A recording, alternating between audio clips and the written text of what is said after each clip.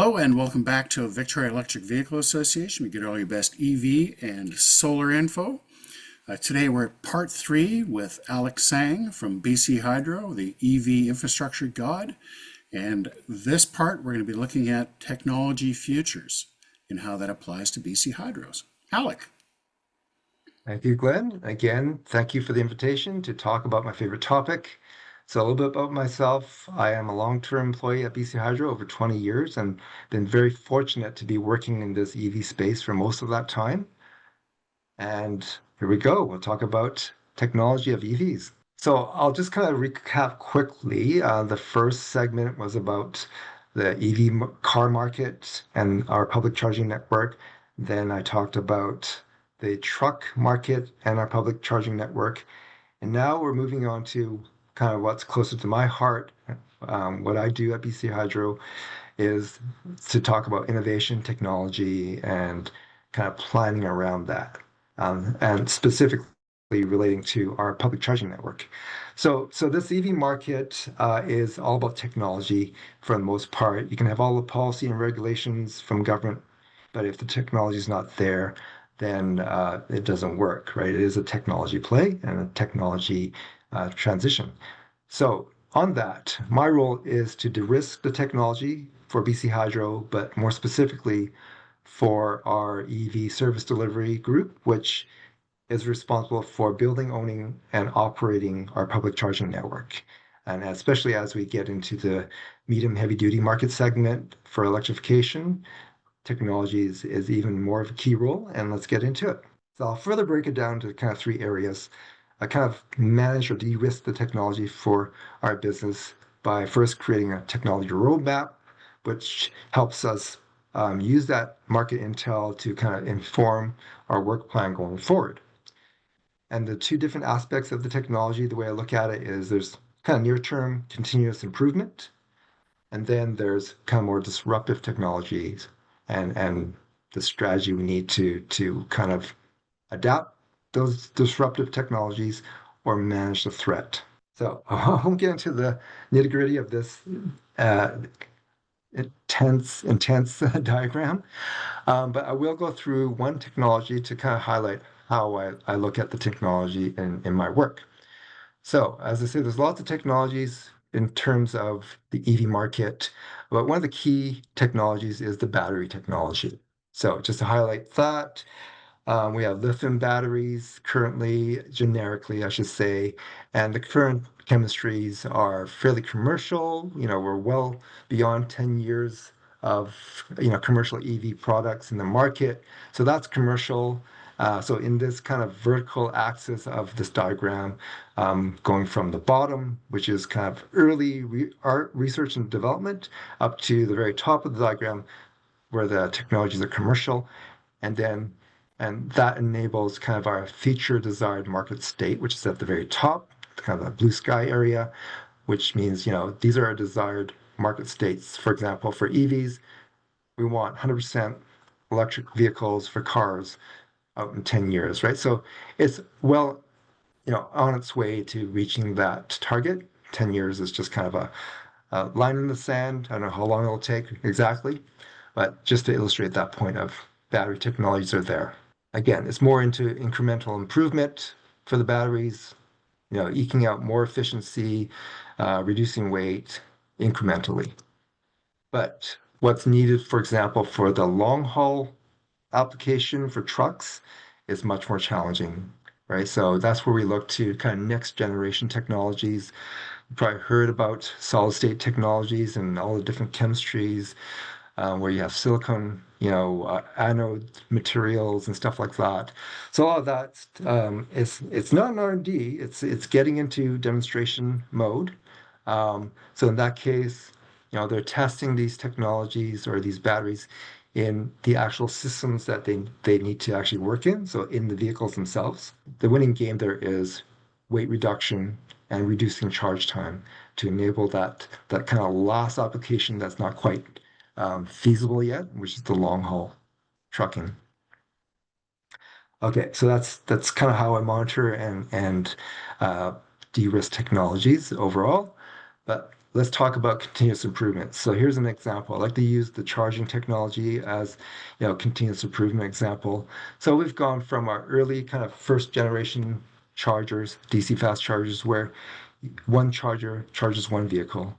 And then it was a good improvement to the next phase or iteration, which is one charger can charge two vehicles at the same time. Although you might split the power, but it's still, for most cases, 90 kilowatts is plenty for most EVs.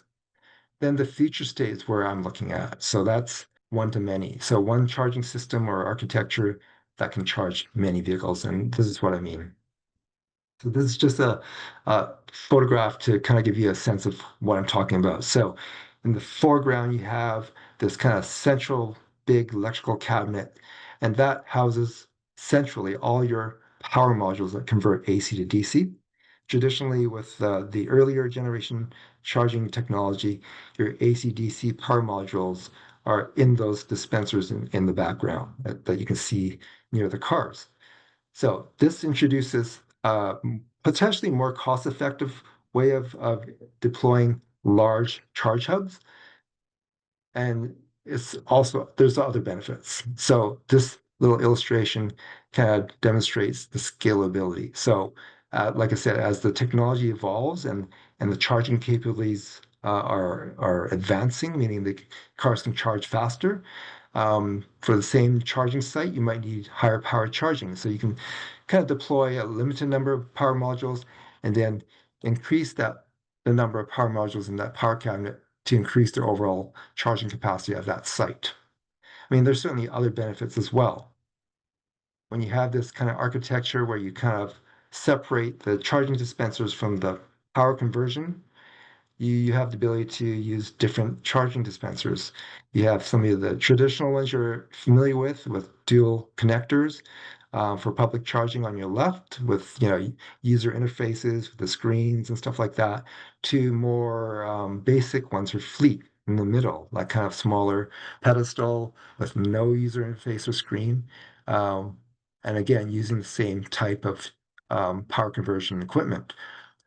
And in cases of buses, some buses use this overhead cantilever, this kind of tall structure. So again, this architecture is much more flexible, scalable, right? And here's some numbers and facts for you to look at in terms of each pedestal can serve 60 kilowatts or deliver 360 kilowatts, depending on the car, without the need for putting all 360 kilowatts of power modules into the dispenser. Because if you have that older Leaf, for example, only drawing 20 or 30 kilowatts, you have a lot of wasted asset, in that charging dispenser. So this is a much more cost-effective way of serving a market that has a very diverse range of power charging requirements. Again, these are some more points about scalability, cost efficiency, faster charging, and all that. And definitely reliability too, because a lot of graceful degradation if all your power modules are in the one box. It doesn't take down, one pedestal and two connectors when you start having power problems. Right, exactly. So that's I mean, it's still to be seen. We haven't deployed any ourselves, so I think every technology with its benefits will also have its drawbacks. So we're trying to come up to speed with the trade-offs. So um, we had initially we're kind of in the process of going to market to buy one of these systems to start including that in our arsenal of charging infrastructure. But we quickly realized that we don't know what we don't know. So we're kind of took a step back and just doing market sounding and interviewing these various market suppliers of split systems, what we call these split systems, to understand the nuances of the technology and the product. Yeah, because that definitely sounds like how Tesla's done all their superchargers. Mhm. Yeah, no, I mean, as much as I brag about our own public charging network, Tesla's certainly kind of the leader of the pack, and they've been setting the bar in terms of how to deploy it, how fast to deploy it, and what to deploy. So definitely look to their deployments as a lesson learned for somebody who's definitely an industry leader. Yeah, and they've had Uh, a lot of really great people working that whole issue for, 15 years now. yeah. So yeah, they've done a great job. This despite the ups and downs of their leader. Okay, let's not go there. Okay, so moving from continuous improvement to disruptive technologies. So I'm just going to cover three specific disruptive technologies here. One, megawatt charging for long haul applications, batteries, and hydrogen. So first, long haul. So the trucks, the vehicle side, they're pretty much there, right? They're very close. So I say that because Tesla's already producing and delivering limited numbers of their semi truck, and I think they're scaling up to full production next year. I don't have exact dates and times, but um, and I don't know if the schedule will hold, but that's the current announcements that they'll be in full production by next year. And in terms of the specs that they've already published on their website, the vehicle can do 800 kilowatt, or sorry, kilometers in a full charge. So even if you discount that, like, a lot of our veteran EVs will owners and drivers will do. Like, that's what the the manufacturer promotes. But even if you knock that down 700 or 600 kilometers, that's very much in the range of what a typical day driving would be for long haul trucks. And as you mentioned earlier, Glenn, it probably meet the mark in terms of the capability of this technology. But the charging speed is the other piece. And though they don't publish that, there are pilots and demos underway that have indicated that the charging rates are up to 700 plus kilowatts.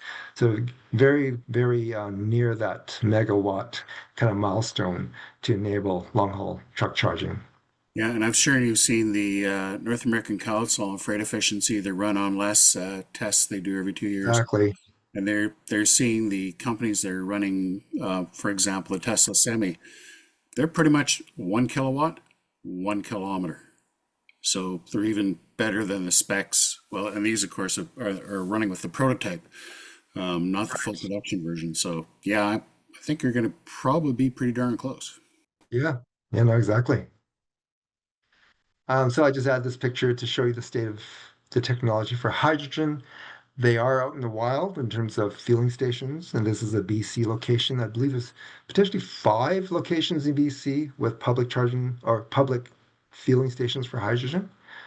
But I'll talk to more about hydrogen in a subsequent slide. So back to the megawatt charging. So on the charging side, the standard for megawatt charging systems, I believe, has been ratified. So it's a published standard, which means companies can start building product to that spec. Um, and just to put it into perspective, this is a demo picture of them demonstrating that it works. But to put it in perspective for what we're more familiar with, which is electric cars, the fast charging for cars is anywhere from 20 to 350 kilowatts, whereas the megawatt charging standard is the order of magnitude, right? 1 to 3 megawatts. And then for the battery size on these vehicles, again, order of magnitude, we're talking about 100 kilowatt hour battery, like in a Tesla Model X. And I know we've got some bigger exceptions, like I think our fleet Chevy Silverado electric has 200 kilowatt hours, but that gives you a 700-kilometer range. So still roughly an order of magnitude. I think I'm a little bit shy on the upper range of the battery size for these trucks. I think they're up to a megawatt hour. So yeah, it's pretty close. So yeah, so that's just to put it into perspective, comparing cars to the far end of the vehicle size, the semi trucks. So even though power levels are order of magnitude, we're thankful that the connector sizes are not. So this is side-by-side comparison of CCS to MCS charging head, and they're comparable in size. I'm sure the cable is a bit heftier, but but still, it's pretty doable. It looks like. So the batteries certainly are the main technology, key technology for enabling more challenging use cases, as I mentioned. So the latest advancements are certainly in terms of charging rates. We have a few battery manufacturers, China and even Japan with Chiba. They're touting fast charging rates, from 10 minutes to 80% to 5 minutes for delivering, 500 kilowatt hours. Anyway, the point is 5 minutes charging by this well-known Chinese battery manufacturer. Certainly, the other aspect, one of the key aspects of battery technology is the cost. So, Bloomberg's done well in tracking that trend of cost reduction in the lithium battery technology. Very precipitous price or cost drop from 10 years ago.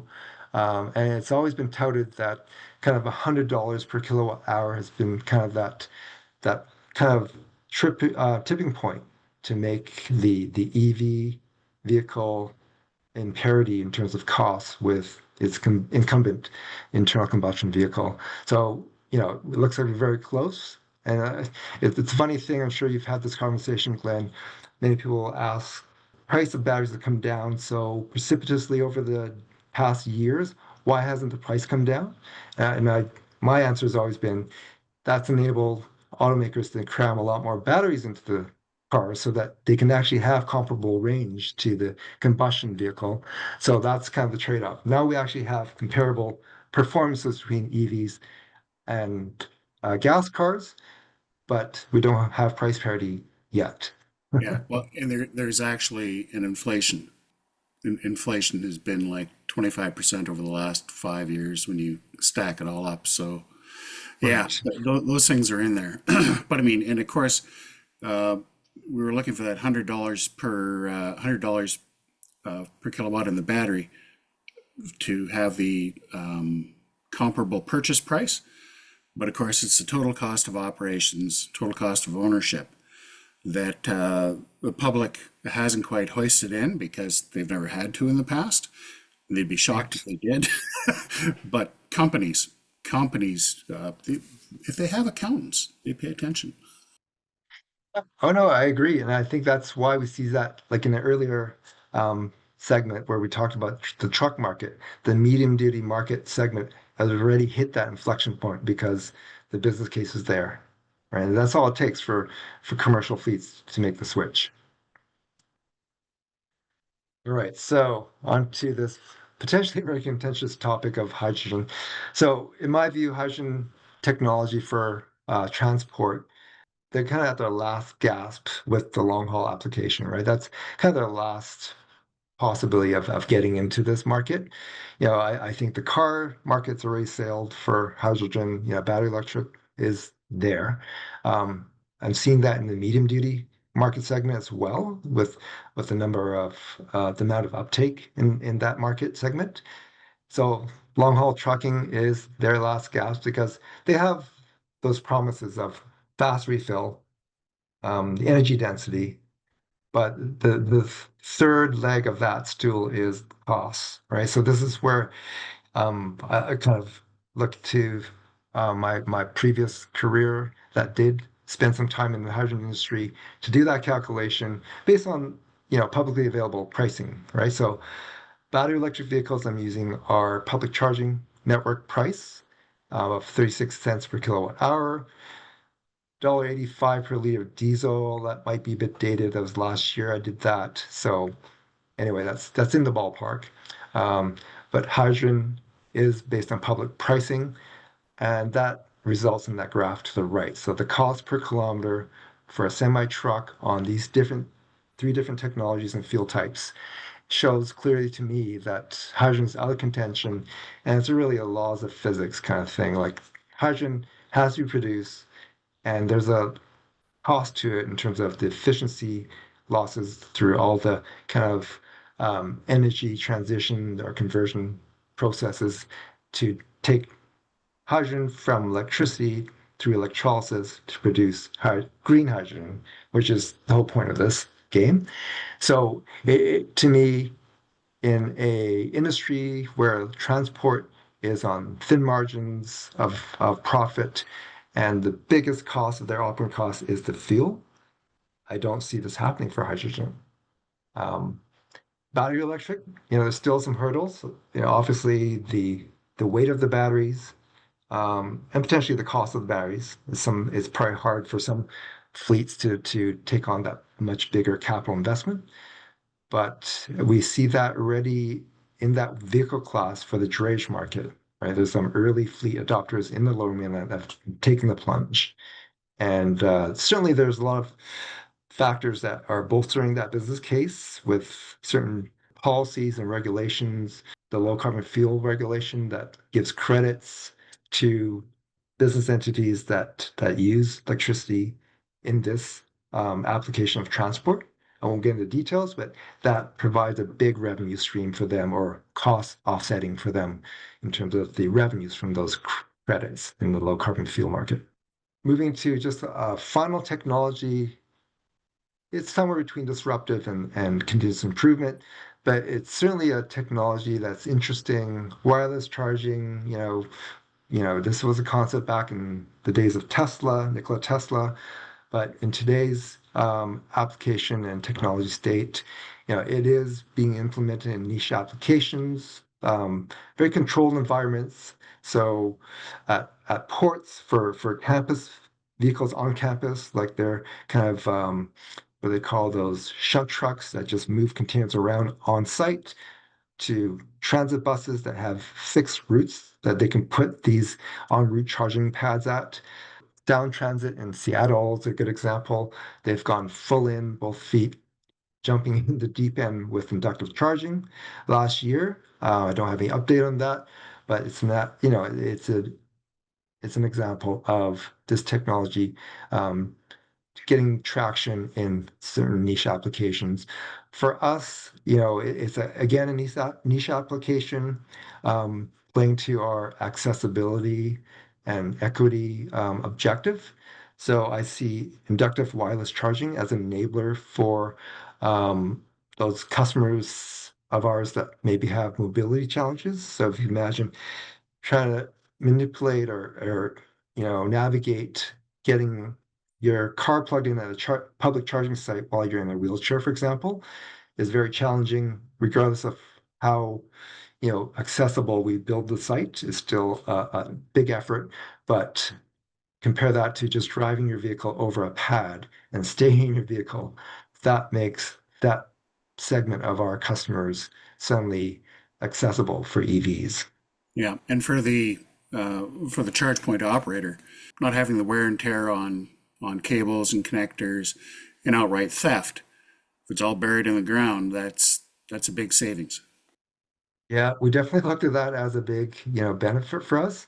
But right now, I think one of the challenges, even though the technology is proving itself, is the interoperability aspect for us that we need the industry to show us that it's interoperable. Like that bus example is one vendor to one customer, and they don't need to be interoperable with another vendor, right? It's The almost third like we need a standard. Well, I believe there is a standard. The challenge is the standard has a limited power range. It's within the kind of level 2 power range. It, Even though this company is based on the standard, they've extended it to a much broader power range to allow heavy duty, medium heavy duty applications, like in this case. So how they do it, how they scale up for vehicle needs is it's just add another pad if you want more charging power. So they go up by, in this case, 75 kilowatt increments. They can add up to 6 pads on a large vehicle, giving you 450 kilowatts of charging capability. But the standard is not there for the general public kind of application that we use it for. And that's it for me. Well, that was amazing, Alec.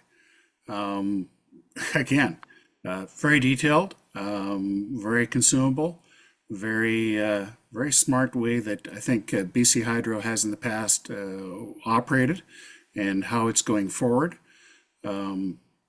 Kind of gives us a warm and fuzzy, as we say.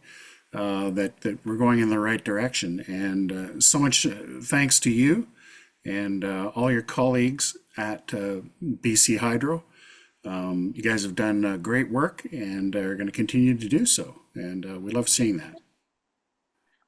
We're very appreciative of those complimentary compliments. We also very appreciate our kind of our friendlies up there. Our supporters such as the Victoria EV Association and other kind of groups like you. We definitely lean on you as well when we know that there's, for example, urban myths out there. We know you're doing the work out there to kind of just debunk those myths. So that's also a big task that we're glad we're not alone in doing. Right on.